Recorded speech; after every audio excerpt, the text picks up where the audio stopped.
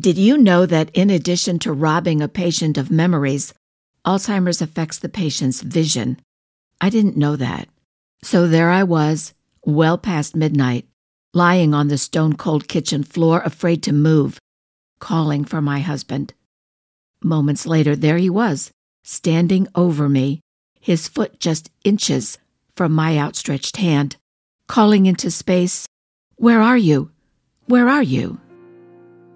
You're listening to My Spouse Has Dementia, a podcast that uses personal stories, occasional interviews, and simple rituals to support dementia caregiving spouses. I'm Zita Christian, writer, life cycle celebrant, and caregiver.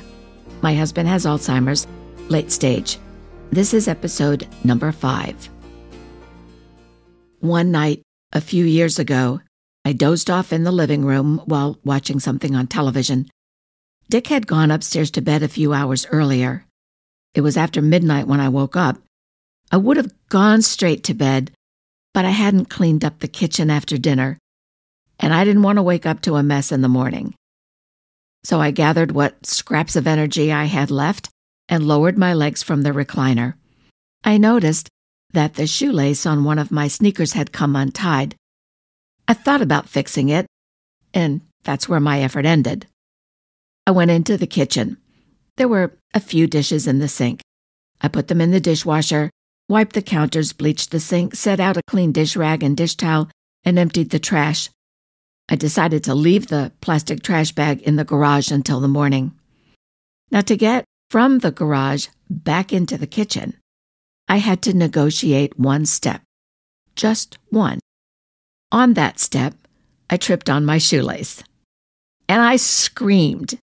To this day, I remember falling forward, feeling that my life was over.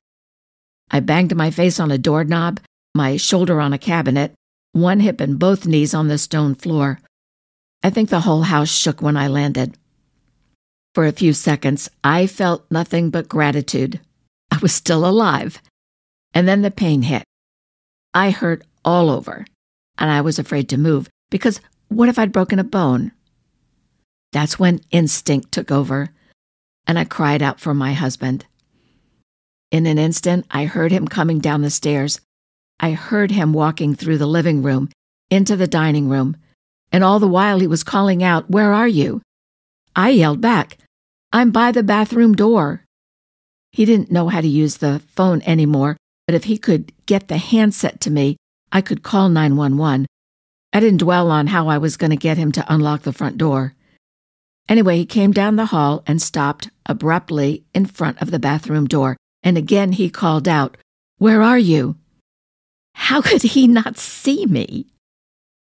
"Down here, down here." I stretched out my arm, my hands, my fingertips. "I'm right down here, on the floor." He stood next to me, frozen. "Dick, honey, look down." My words came with a blend of anger and panic. He looked from side to side, and again side to side. The 6 inches between my outstretched fingers and his foot might as well have been a mile. I managed to turn my body towards him just a little, just enough for me to reach out and touch his ankle. He screamed, but he did look down. "Is that you?" he said. "Of course it's me." And he stared. "Why are you down there?" "Because I fell." Now it was his turn for instinct to take over. "Come on," he said, and reached out his arms. "I'll take care of you." He helped me up. Nothing was broken. I took 2 aspirin, grabbed several ice packs from the freezer, and we went upstairs to bed.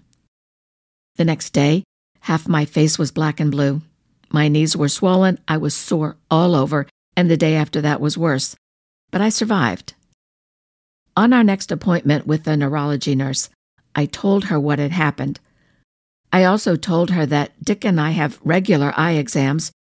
Other than cataracts, his eyes were healthy. The nurse explained that even though my husband's eyes are physically healthy, Alzheimer's causes his brain to distort what he sees. For one thing, his depth perception is off. I mean, way off. He'll walk over to his recliner, but instead of sitting on the chair, he sits on the arm. I can't always catch him in time, and that's when he slides on to the floor. Riding in the car can be challenging, especially when I'm pulling into a parking space. He's always certain I'm about to hit the car parked next to us. He can no longer recognize common items in our home. On the coffee table in the living room, I have a big ceramic bird bath I bought from a local potter. Perched on the edge of the bird bath are 2 ceramic chickadees. When I first got it, I would fill the bowl with water and float candles. It was so pretty. Having a live flame is too dangerous now, so the bird bath is not just, a work of art. It's a deep shade of turquoise, and the chickadees are a creamy white. Dick loves birds, so I always kept the bird bath angled so it would appear that the birds were looking at him. Now he touches the little birds as though trying to figure out what they are. Not long ago, he tried to yank them off the bird bath, and when that didn't work, he picked up the bird bath. And this thing is heavy. I mean, very heavy. I've since moved it into the guest room. He thinks the people he sees on television are physically present in our living room. You can imagine how disturbing that can be. When he's awake, we watch safe shows about home renovation, cooking, sometimes a nature show, as long as it isn't about a lion, taking down a gazelle. Watching the news can really be problematic. That's particularly sad because Dick used to be the news director at a radio station in Fresno, California. He worked at a station in Portland, Maine, too. That's where he received an award from the Associated Press for a program in which he interviewed high school students about their views of the future. Anyway, now he'll walk up to the television screen, get almost nose to nose with whoever is anchoring the news, and have a conversation. His words are a hodgepodge of syllables, but I can tell from his inflection that he thinks he's talking to that news anchor. Alzheimer's disease can add shadows to everything the patient sees. It must be like living in dimly lit rooms, wearing glasses that are always smeared. I think that's why Dick often reaches for something on the table or on the floor, but there's nothing there. We have an oriental rug in the living room. Sometimes he'll try to pick up a flower in the pattern of the rug, and he just gets so frustrated. Now, a little aside here. As I mentioned, I like to watch those home renovation shows, and every time I see a designer pick out a busy bathroom floor tile or an intricate kitchen backsplash, I think, oh sure, from a design perspective, that vintage or mosaic or geometric pattern might pop. But if a buyer has a family member with dementia, those patterns are a major source of pain. Alzheimer's also takes away a person's peripheral vision. I've been told that the field of vision that's left is about 12 inches, maybe, about as much as you'd see if you were looking through binoculars. So for someone with Alzheimer's, if an object isn't directly in the line of vision, he doesn't see it. Learning that explained Dick's actions the night I tripped on my shoelace and fell on the kitchen floor. It wasn't that he didn't want to see me. He couldn't see me. For an Alzheimer's patient, the field of vision can change in other ways too. This week, in my support group, I talked about how Dick and I went for a walk a few days ago. We didn't get far. He tends to lean forward when he walks, and he's done that for years, but on that day, he leaned forward so far I was afraid he was going to fall on his face. In the group, I was reminded that when we walk, we see a point ahead of us and our body follows.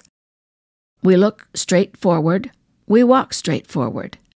But Alzheimer's changes a person's posture. They don't stand up straight, they lean forward. And as their body tips, their vision tips. I think about all the times I've said to Dick, "Watch where you're going." And on that walk we took a few days ago, he leaned forward and moved faster than ever before. I yelled, "Slow down." He was out of control. He was tilting like a tower, about to fall. I had to grab his arm to make him stop. And then there's the problem with reflections. The first time I walked past the bathroom and saw Dick talking to himself in the mirror, I thought he was being his usual funny self, and I stopped to listen. He said, "Hello, my name is Richard Christian." It sounded innocent enough, but as weeks and months went by, the tone of the conversation changed. Dick, you have to understand, needs assistance to use the bathroom. Having a strange man in the room upsets him, and understandably so. He gets so angry. Sometimes he just refuses to use the toilet, and that's when we have to go to another bathroom. That means going to one of the bathrooms upstairs, where I've already taken the mirror down. Now, so far, we've always made it in time, but just barely. Back in the downstairs bathroom, I finally convinced Dick that if he walked past the mirror really fast, that man in the mirror wouldn't see him. And that worked, until the day he didn't walk fast, and he glared at the mirror, clenched his teeth, and said to me, "He's back, and that old woman is with him." I burst out laughing. So I had my son-in-law Tim take down the big mirror over the dresser in the bedroom and in the bathroom off the bedroom that Dick uses the most. So when we're upstairs, we're safe, most of the time. But you see, my office is upstairs in one of the other bedrooms. And when we moved into this condo 36 years ago, this room was my daughter's bedroom. Before we moved here, she had a much bigger bedroom. So to help ease that transition, I had one of the big walls covered with a giant mirror. So, as you might imagine, I have to keep the office door closed now. But lately, Dick sees his reflection in the windows and in the television screen. And so dust has become my new best friend. All kidding aside, the changes in your spouse's vision can show up in surprising ways. And the changes can be alarming. You need to be prepared. And in the meantime, if you know someone who is caring for a spouse or any family member with dementia, please tell them about this podcast. You'll be doing them a favor, because we caregivers need to stick together. And do take care of yourself. I'm serious. We need to survive. Thanks for listening.